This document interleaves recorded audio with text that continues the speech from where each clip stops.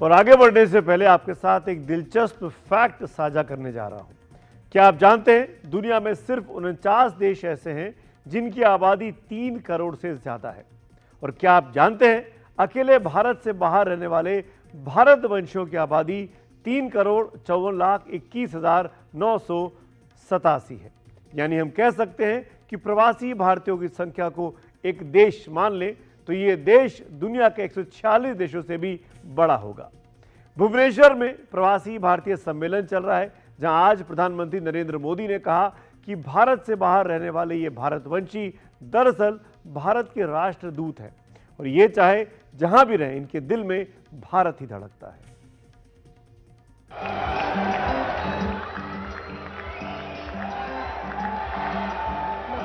आओ जी मेरे देश मेरे गांव मेरी धूप मेरी छाँव से मिलाऊं।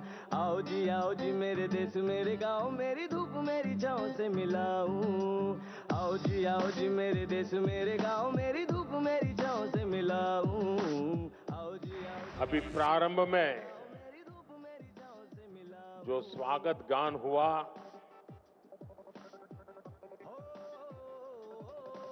मुझे पूरा विश्वास है कि ये स्वागत गान भविष्य में भी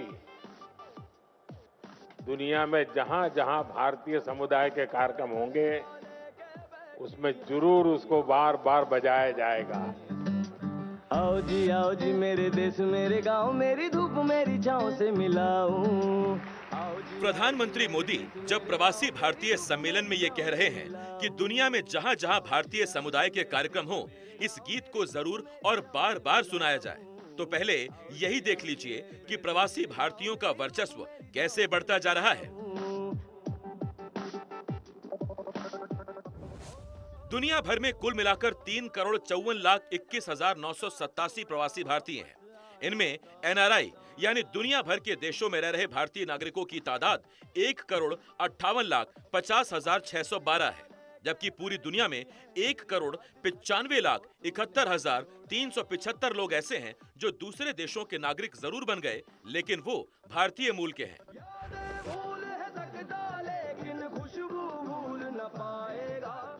आगे हम आपको विस्तार से बताएंगे कि विदेश में रहने वाले भारतवासियों का कैसे पूरी दुनिया में डंका बज रहा है, लेकिन पहले ये सुनिए कि प्रवासी भारतीयों के बीच प्रधानमंत्री ने ऐसा क्या कहा कि भुवनेश्वर में चल रहे सम्मेलन में तालियां गूंजने लगी। आज Bharat made in India fighter jet बना रहा है, ट्रांसपोर्ट एयरक्राफ्ट बना रहा है और वो दिन भी दूर नहीं जब आप किसी मेड इन इंडिया प्लेन से ही प्रवासी भारतीय दिवस मनाने भारत आएंगे।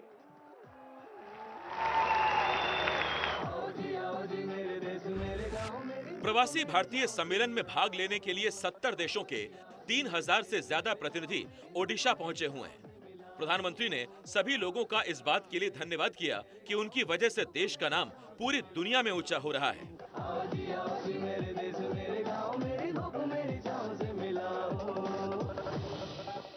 जब तलवार के जोर पर साम्राज्य बढ़ाने का दौर था, तब हमारे सम्राट अशोक ने यहां शांति का रास्ता चुना था। हमारी इस विरासत का ये वही बल है जिसकी प्रेरणा से आज भारत दुनिया को कह पाता है कि भविष्य युद्ध में नहीं है, बुद्ध में है। भारतीय डायस्पोरा को भारत का राष्ट्रदूत माना है। मुझे बहुत खुशी होती है जब पूरी दुनिया में आप सभी साथियों से मिलता हूं, आपसे ये बातचीत करता हूं। जो प्यार मुझे मिलता है वो मैं भूल नहीं सकता।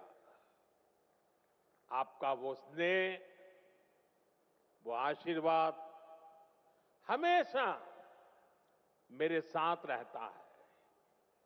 साथियों, आज मैं आप सभी का व्यक्तिगत तौर पर आपका आभार व्यक्त करना चाहता हूं। आपको थैंक यू भी बोलना चाहता हूं। थैंक यू इसलिए क्योंकि आपकी वजह से मुझे दुनिया में गर्व से सिर ऊंचा रखने का मौका मिलता है। आओ जी मेरे देश मेरे गांव, मेरी धूप मेरी छांव से मिलाऊं। प्रधानमंत्री मोदी ने कहा कि आज भारत रिन्यूएबल एनर्जी से लेकर aviation ecosystem, electric mobility, metro और बुलेट ट्रेन तक तरक्की के नए प्रतिमान गढ़ रहा है।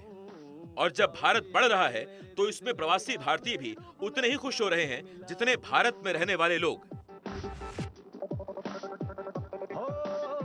पीएम ने खास तौर पर यह बात कही कि पिछले 10 वर्षों में वो जहां भी गए, हर देश के लीडर वहां रहने वाले भारतीयों की खूब तारीफ करते हैं। और इसकी वजह यह है कि भारत के लोग जहां भी जाते हैं वहां के समाज में हर तरह से योगदान करते हैं।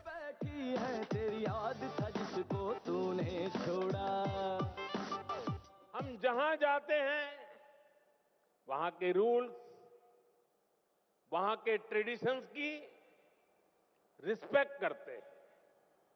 हम पूरी ईमानदारी से उस देश की, उस सोसाइटी की सेवा करते हैं। वहां की ग्रोथ और प्रॉस्पेरिटी में कंट्रीब्यूट करते हैं। और इन सब के साथ ही हमारे दिल में भारत भी धड़कता रहता है। हम भारत की हर खुशी के साथ खुश होते हैं। भारत की हर उपलब्धि के साथ उत्सव मनाते हैं। भारत का चंद्रयान शिव शक्ति पॉइंट पर पहुंचता है तो हम सबको गर्व होता है। आज जब दुनिया डिजिटल इंडिया की ताकत देखकर हैरान होती है तो हम सबको गर्व होता है। आज भारत का हर सेक्टर आसमान की ऊंचाई छूने के लिए आगे बढ़ रहा है। याद भूल है सकता लेकिन खुशबू भूल न पाएगा। वर्ष 2003 में पूर्व प्रधानमंत्री अटल बिहारी वाजपेयी ने प्रवासी भारतीय सम्मेलन की शुरुआत की थी। महात्मा गांधी 1915 में 9 जनवरी के ही दिन दक्षिण अफ्रीका से भारत लौटे थे। प्रवासी भारतीयों को एक मंच पर इकट्ठा करने का दिन उसी घटना से प्रेरित है। आओ जी मेरे देश मेरे गांव, मेरी धूप मेरी छांव से मिलाओ। आओ जी मेरे देश मेरे गांव, मेरी धूप मेरी छांव से मिलाओ। प्रधानमंत्री मोदी की बात पर ध्यान दीजिए। उन्होंने कहा, भारतवासियों की खासियत है जहां भी जाते हैं वहां सामाजिक, आर्थिक और सांस्कृतिक योगदान में हिस्सेदार बन जाते हैं। इस बात को एक उदाहरण से समझिए। उदाहरण अमेरिका का है। अमेरिका में 4.4% महत्वपूर्ण पदों पर आज ऐसे लोग काबिज हैं जिनका रिश्ता भारत से है। यही नहीं, भारत से जुड़े लोग अमेरिकी खजाने में $300 बिलियन का योगदान करते हैं। 16 मशहूर कंपनियों के सीईओ भी भारतीय मूल के लोग ही हैं। अमेरिका में 72 यूनिकॉर्न स्टार्टअप का नेतृत्व भारतवंशियों के हाथ में है। इतना ही नहीं, अमेरिका में 60% होटलों के मालिक भारतीय मूल के लोग हैं। विदेशों में रहने वाले भारतीय अपने देश की अर्थव्यवस्था में भी बड़ा योगदान करते हैं। आज खुद प्रधानमंत्री ने भी कहा कि प्रवासी भारतीय अपनी मेहनत की जिस कमाई को भारत भेजते हैं वो दुनिया में सबसे ऊपर है। आप आज भी भारत की ग्रोथ में शानदार कंट्रीब्यूशन कर रहे हैं। आपके हार्डवर्क के चलते ही आज भारत रेमिटेंस के मामले में दुनिया में नंबर 1 हो गया है। अब हमें इससे भी आगे सोचना है। आप भारत के साथ साथ दूसरे देशों में इन्वेस्ट करते हैं। आइए आपको अब आंकड़ों के जरिए समझाने की कोशिश करते हैं आखिरकार रेमिटेंस के जरिए कितना ज़्यादा फायदा भारत के खजाने को होता है जब भारतवंशी वहाँ से पैसा भेजते हैं। बारी बारी से आपको आंकड़े के जरिए दिखाने की कोशिश करते हैं क्या होता है। 2014 में 70.4 बिलियन डॉलर रुपए प्रवासी भारतीयों ने भेजे। 2015 में 68.9 बिलियन डॉलर, 2016 में 62.7 बिलियन डॉलर, 2017 में 69 बिलियन डॉलर, 2018 में 78.8 बिलियन डॉलर भारत भेजे गए। 2019 में आंकड़ा बढ़कर 83.3 बिलियन डॉलर तक पहुंचा। 2020 में 83.1 बिलियन डॉलर, 2021 में ये बढ़कर 89.4 बिलियन डॉलर पहुंचा। 2022 में 111.2 बिलियन डॉलर ये आंकड़ा पहुंच गया और 2023 में आते आते 119.5 बिलियन डॉलर यहां पर भेजे गए। यानी आप देख सकते हैं कि किस तरीके से रेमिटेंस के जरिए जो भारतवंशी बाहर रहते हैं और भारत में पैसा भेजते हैं वो अमाउंट किस तरीके से बढ़ता जा रहा है।